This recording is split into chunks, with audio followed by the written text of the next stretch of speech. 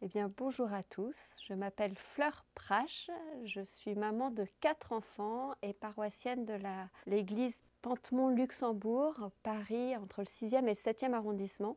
Pendant 7 années, nous nous sommes occupés avec plusieurs parents du temps de transmission de la parole pour les enfants. Alors on a utilisé cet outil qui est un outil japonais. Ce petit théâtre de bois, c'est le butté. Il se présente comme ceci, une partie de lecture et voilà, comme un théâtre. C'est un outil japonais qu'utilisaient les conteurs qui pouvaient se déplacer de village en village. Ils arrivaient en place publique, parfois ils accrochaient ça sur un vélo et les enfants s'installaient et on commençait le récit en ouvrant ce théâtre.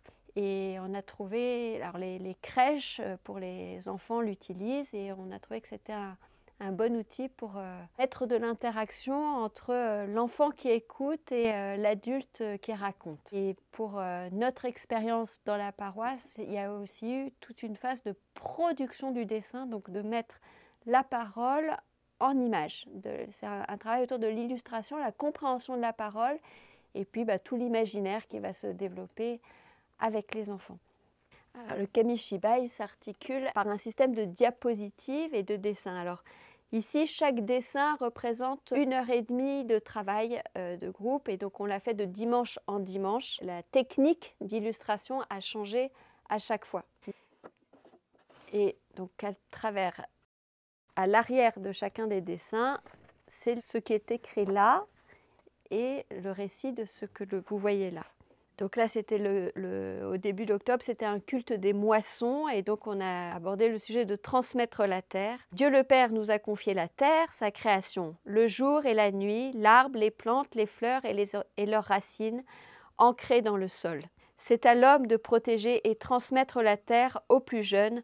Nous célébrons la continuité de la vie. Voilà, et c'est la technique de l'encre poussée avec une paille et qui va faire rouler, les perles d'encre vont rouler sur le dessin. Ici, Jésus est avec sa maman Marie aux noces de Cana. Il y a beaucoup d'invités et il n'y a plus de vin. Marie propose à Jésus de montrer son pouvoir. Il demande aux serviteurs de porter des jarres d'eau. Lorsqu'ils servent les verres, l'eau a le goût du vin.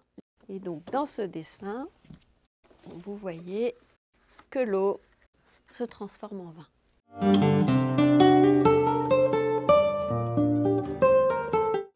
Il y a l'histoire des hommes qui ne cessaient de se battre. Alors Dieu, exaspéré, a demandé à Noé d'embarquer un couple d'animaux pour sauver la vie sur terre.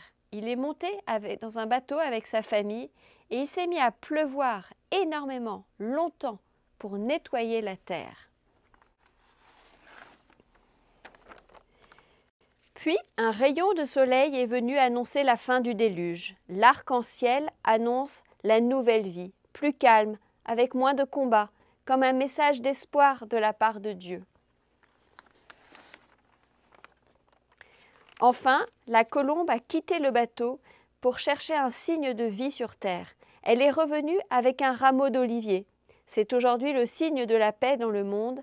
Après les conflits et la misère, la Bible nous annonce l'espérance.